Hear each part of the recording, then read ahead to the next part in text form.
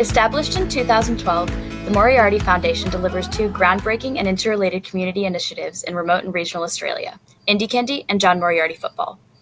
John Moriarty Football, JMF, is Australia's most long-running and most successful Indigenous football initiative for 2 to 18-year-olds.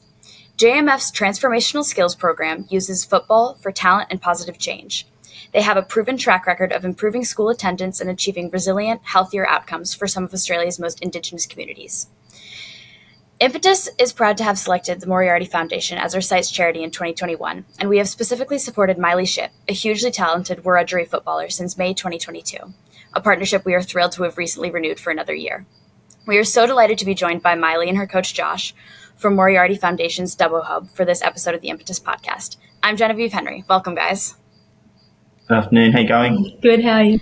So you come from the area around Dubbo in New South Wales. For people who might not know much about the area, tell us about the place and what life's like there. So Dubbo, it's a rural city. We have about 40,000 people living here. There's a lot of tourists that come to visit the Taronga Zoo and the old Dubbo jail also. We don't have any beaches here, so we just have the river. But we do have a place called Sandy Beach, so that's pretty much our beach. We have two main local shopping centres here, and yeah. So you're a proud Wiradjuri footballer. Who are your role models, and how does it sit with you being a potential role model yourself for those younger than you? So my role model is definitely Mary Fowler. She's a great person on and off the pitch, and definitely inspired to be like her one day. And being a role model for the younger ages, like below me, feels pretty special. Lets me set an example and inspire them to be their best self. Nice, thanks. Can you tell us about how you first started playing football, and what was it about the game that made you fall in love with it? So when I first started, I was about 4.5. One of my brother's mates used to come around and kick the ball at the front all the time, so I'd just get out there and kick it with him. And then he started coaching a little team, and he put me into that team, and I've started playing ever since, haven't stopped. Mm-hmm. And I fell in love with the game for the adrenaline and the teamwork that just pulls me in. There's really no better feeling than being on the pitch, to be honest. So tell us about the areas you feel are your strengths as a player. My strengths, they're definitely my long kicks, for sure. Leadership as well. That's a big one. And And do you have any specific aspects you want to become, even better at? Definitely dribbling with the ball, like at pace. That's a really big one I want to get better at. Yeah. So you've been supported by the Moriarty Foundation for 4 years now. Can you tell us about how you first got on their radar and how things have progressed since then? When I was about 12 years old, I heard about JMF, so I went to one of their training sessions. And I really liked how it ran, and I've just been there ever since. Nice. So how have they supported you firstly as a footballer, but also in a more holistic way? They've supported me through scholarships and strive to develop my pathways through sporting and school. It's not just about the sporting aspect though, also about the physical and mentally prepared also. Yeah. So Josh, this question's for you. Can you tell us about the work that the Moriarty Foundation does in the Dubbo Hub, from the in-school and after-school delivery, scholarship program, holiday clinics, gala days, and so on? Yeah, so in the Dubbo region and surrounding towns, we hold holiday clinics every holiday, every term that ends. We also work in the schools and we do an afternoon session. So what that involves with the holiday clinics is anyone can come along, participate, learn some new skills, get involved if you're Indigenous or non-Indigenous. Same with the school programs as well, where we're in there 5 days a week across 3 schools currently in the Dubbo area. When it's holiday clinics, we go to surrounding areas, Gilgandra, Narromine, Peak Hill, Wellington, and a few others, Warren as well, which are on average about an hour away each. So we do travel quite a fair way to provide the program to everyone that is very keen on football and learning some skills and some health messages and improving themselves. Overall, during those periods of time, we reach over 460 Indigenous children through those programs, and what we find is we have more and more come back each time we host a program, because they can see the benefits of what we're trying to get across to them, whether it's learning a sport, being socially included, health messages, like I said, learning respect for everyone else, fall in love with the game, little things that just help them improve. But we're always putting across to them the main values of JMF, which is our leadership, resilience, teamwork, and respect. Yeah, that's incredible. So back to Miley. So now Impetus has supported you on your journey for 3 years now. How has the sponsorship assisted you? Sponsorship and support is so important. It helps me go towards things I need in my journey throughout the year, and I'm very grateful to have your support. It helps a lot. It's not just about the money. It's knowing that others believe in me and that I want, that I want to inspire others. Yeah, there are people on like 4 different continents on our team who are constantly following your progress. Ben's always sending us little messages being like, look what Miley did. So we all love watching you do stuff. That's awesome. So yeah, what matters to you in football and outside of football? Like, what makes you you? In football, I feel teamwork, skill development, strategy, and developing friendships with my teammates and coaches is definitely a big one for me. And outside of football is definitely personal well-being, friends. Friends and family, they're always there for me when I need them, and supporting me all this way. Yeah.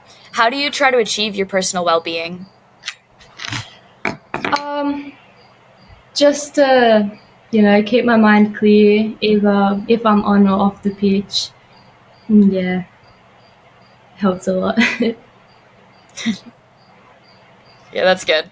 So you've captained several of your teams, and you've talked about leadership already. What attributes do you think it takes to be a successful captain, and what are the hardest things you've experienced being a captain? It definitely takes leadership to motivate and inspire my teammates and setting a positive example on the pitch and off the pitch. Communication is a big one as well, to help lift their spirit if they're feeling down, or just to get back into the game. Having a deep understanding of the game also, to make quick decisions and having respect and responsibility, earning the respect of teammates and coaches.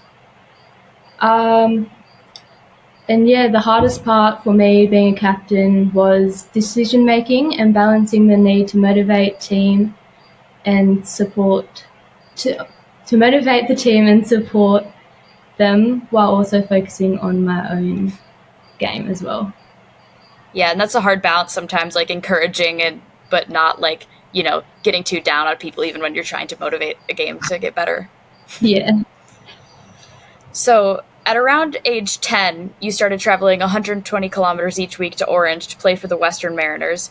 How tough was that for yourself as a youngster, but also for your parents? It was really tough for me at the start, just trying to get used to traveling there in the mornings. At the start of the season, it was, really tough. But during the season, I started to get a bit used to it. And, I mainly just slept all the way until I got to the pitch anyways, which was pretty good. But for my parents, it would just be the balancing out with their work and taking me to places all the time. Yeah. So, from state rep football and the NIDOC Cup, you've had so many amazing opportunities come your way at such a young age. What have been some of your proudest moments and why? Well, I don't really have a proudest moment. Like all of them have been the proudest. From me getting selected to play in the nationals to being captain of my last NAIDOC Cup team and playing at an international against the Maori team was pretty good. But one of my proudest moments was just recently when I got selected to play in Malaysia for an under-18s regional New South Wales team. That's incredible. Do you know how you got selected for that? I'm pretty sure it was through the nationals team, and yeah, they just got a couple of girls from the nationals from all around New South Wales. That's so incredible. Congrats. Yeah. So you're currently commuting from Dubbo to Sydney, a 5-hour drive. What's that like in terms of your studies, like school in Dubbo? So juggling school and football can be challenging for me at times, but if I miss something, I'll catch up on it, like ask for extra work at school, or I'll even do it like in the way home from the car, like from soccer, or yeah. Yeah. And then so since you started playing for UNSW in Sydney, what are some of the opportunities and experiences you've had there? It just gives me a chance to play at a higher level, and yeah, they've helped me develop my skills a lot more since I've been playing with them. Do you have any like teammates who are experiencing anything similar as you, or no? Not really, no. Well, that just makes you even more special. So, Josh, what are some specific challenges that face Indigenous Australians when it comes to participating in football?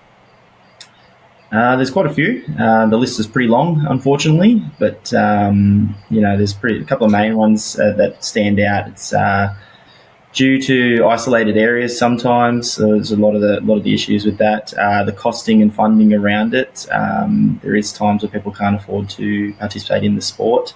Some people are travelling, like Miley, where it's 5, 7, 10 hours upwards just to participate, and sometimes there's not even enough competition for them to play in, unfortunately.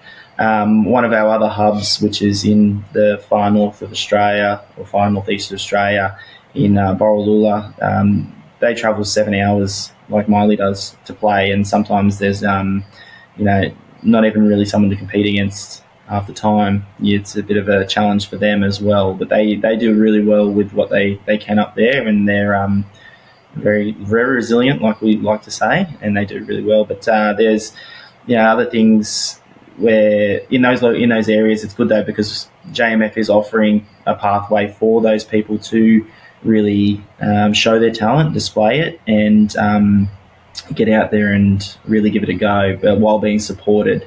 They come to Sydney for these different camps and pathway experiences to showcase and meet other people as well, and you meet some incredible people along the way, and some of these young people that are involved in it, you can see there's a lot of talent there. There's a lot of talent in all of our JMF programs and all over Australia for Indigenous people. They just need a bit more support around taking that next step, because at the moment there's just not enough push to help them get there. We're doing our best with JMF, and JMF has really stepped it up in that sense. But there's some other factors that could really help push them further as well.